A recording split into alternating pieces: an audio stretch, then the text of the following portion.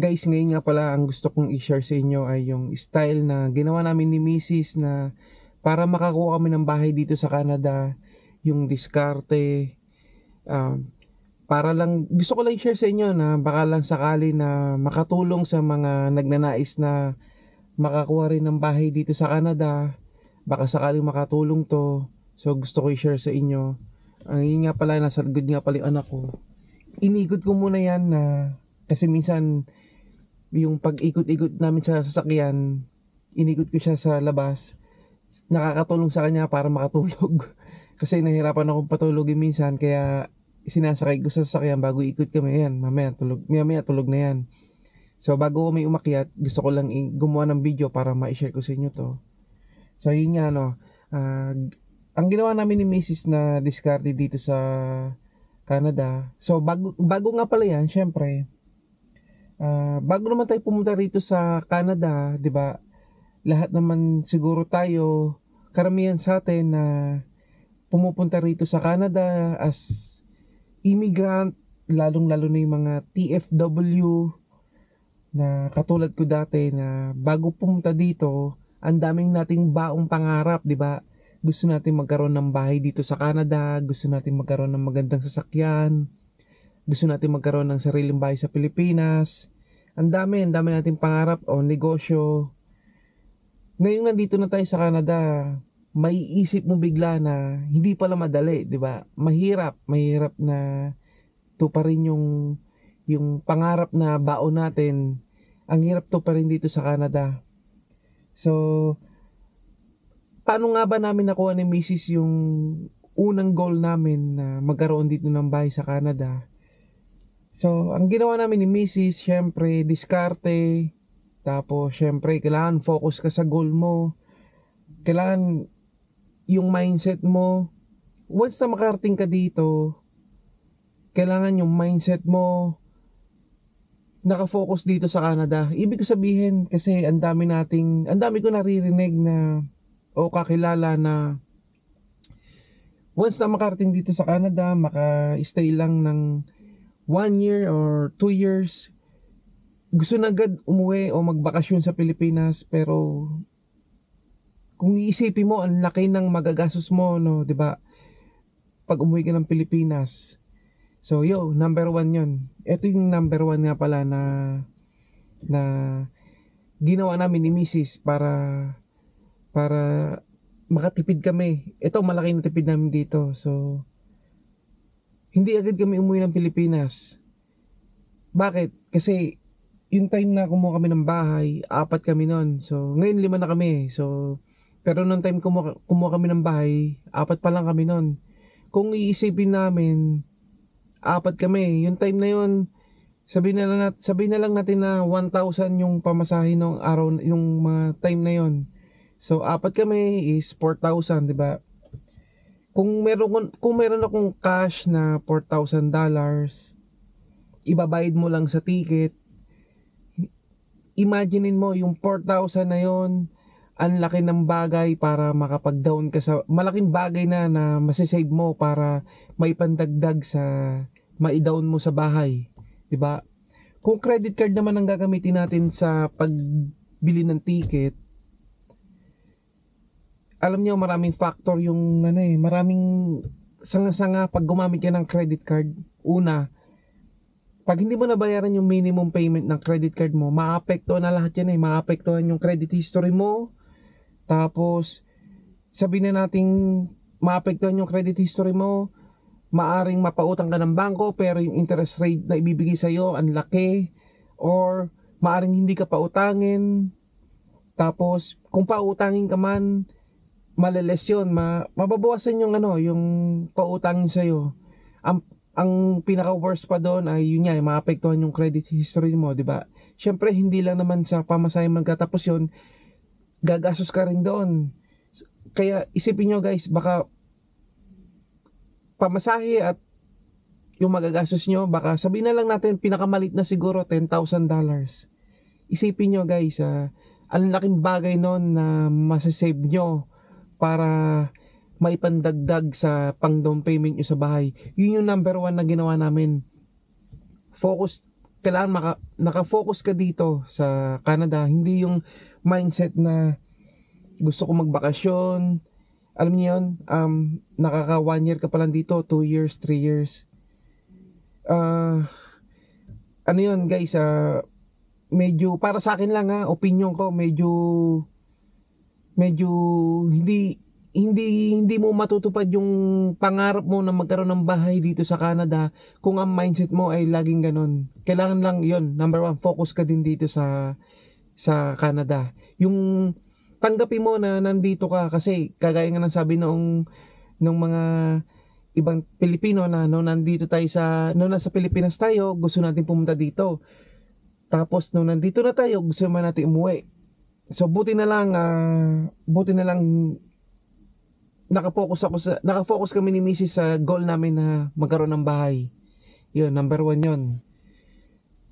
Guys, pangalawa na tip ko na posibleng malaki din yung masave nyo dito. Hindi lang sa pera, pati oras, tapos maraming bagay. So, diba, nandito nga kami sa British Columbia, dito sa Surrey, malapit kami sa border, US-Canada border, diba? So, gusto namin tumawid ng US, diba? Pero kailangan namin ng US visa. So, yung time na yon, hindi ko alam kung magkano yung US visa noon, na $150 or $200. So, kung dalawa kami ni Mrs., gagastos kami ng $300 or up to $400, diba? Siyempre, mga anak namin Canadian na sila eh. So, inisip namin ni Mrs. na bakit pa kami kukuha ng US visa kung maghihintay lang kami ng few years, pwede na kami mag-apply ng Canadian citizen, diba? So, ang ginawa namin ni Mrs., hindi na kami kumuha ng US visa. Naghihintay kami ng ilang taon, tapos yung araw na pwede na kami mag-apply ng citizenship, Canadian citizenship, nag-apply na kami.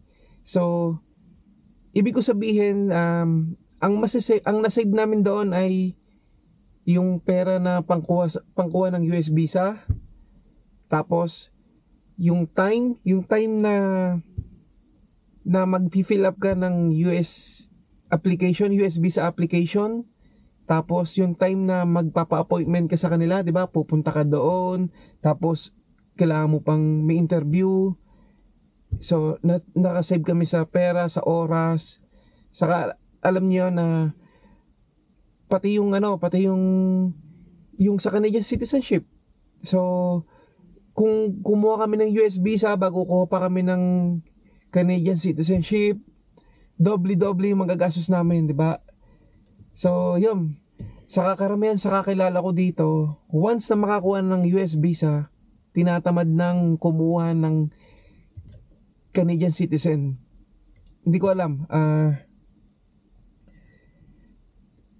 Ang ganda ng guys, maganda yung makuha nyo yung privilege na maging Canadian citizen.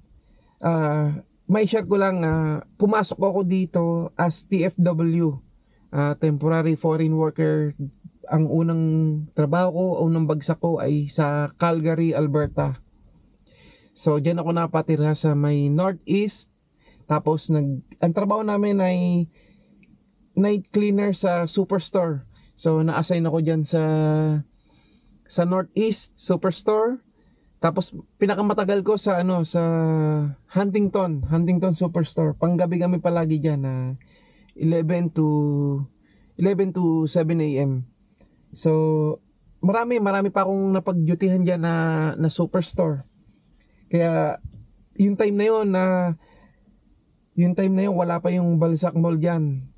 So kaya yung mga Pilipino diyan na nakikita ko yung sitwasyon sa snow, na-experience ko kung gaano kalamig dyan. Nung nandyan ako, naranasan ko yung minus 52 na winter. Kaya alam ko yung lamig dyan sa Calgary, Alberta.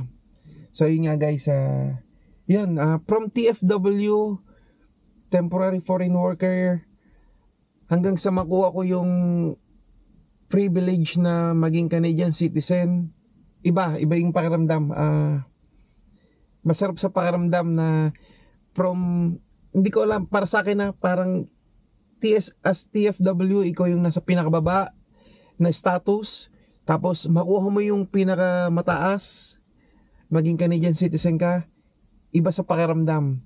Saka karamihan sa mga kasama ko, sa mga TFW, ibang klase mangarap yung mga yan na pag nangarap yung mga yan, sigurado makukuha nila kasi siguro nga sa pinagdaanan na as TFW, iba yung eagerness nila na makuha yung dream nila na katulad ko na magkaroon ng bahay. So yun guys, malaking bagay na malaki yung masisave nyo, hindi lang sa pera, hindi lang sa time.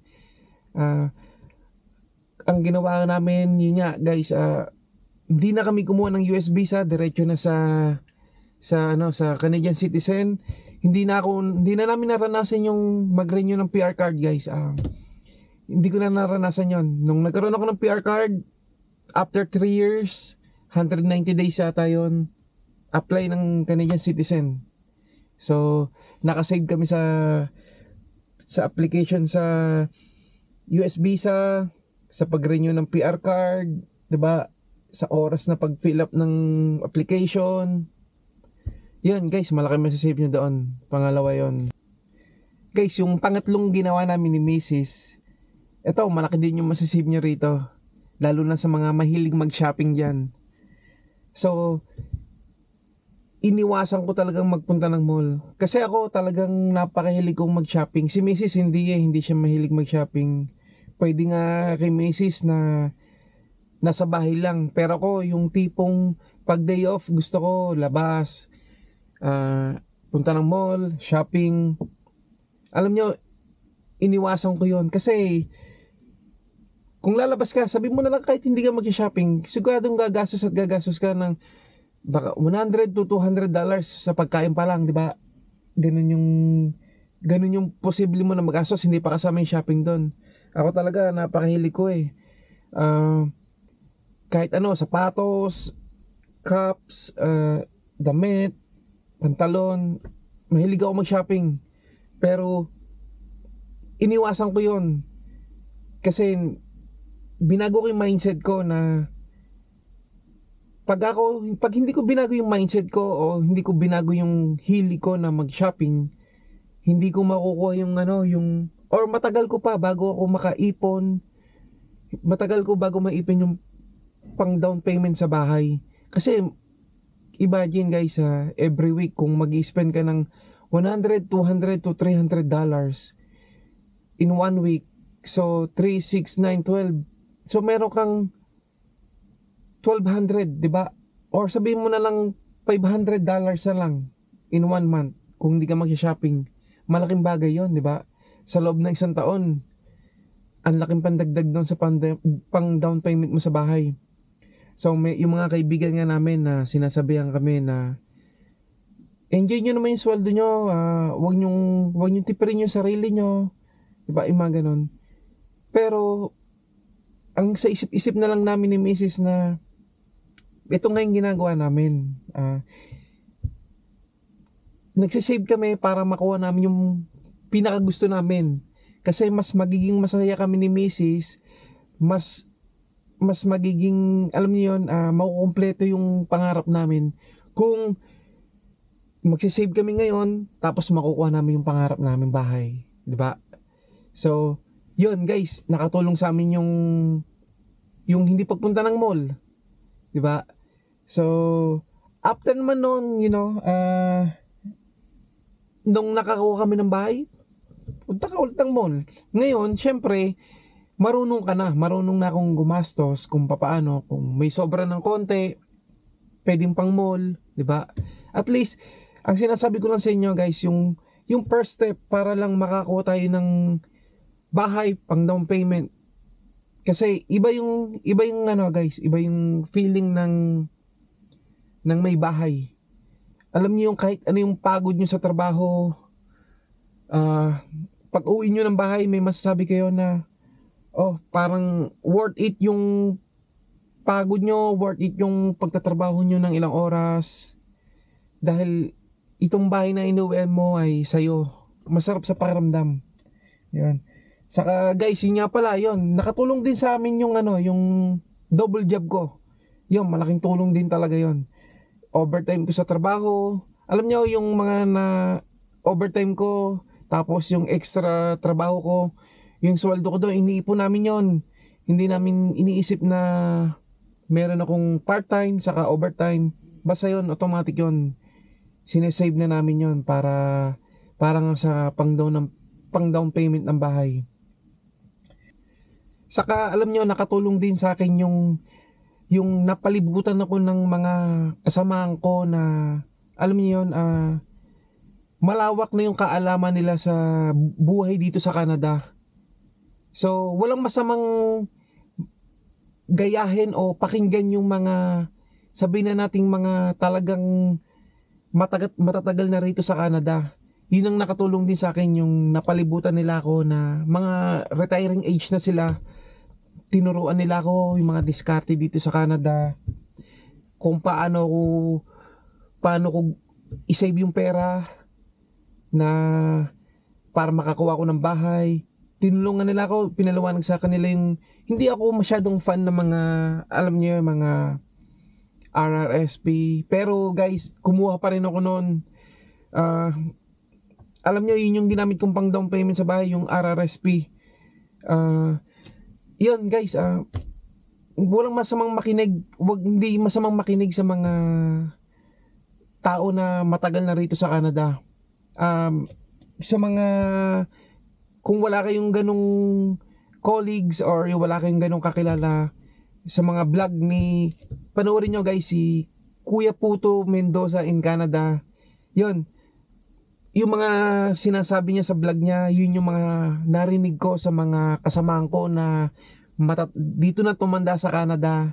At syempre, masasabi ko na yung buhay ng mga kasamahan ko okay, kaya talagang pinakinggan ko sila kasi successful na sila dito.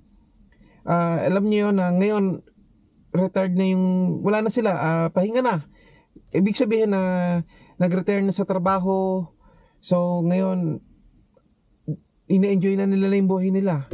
So yun guys, nakatulong sa akin yung mga advice nila, mga tips nila, sinunod ko. Ayun, okay naman. Nag-work naman sa akin. Yun guys, panoorin nyo si Kuya Puto.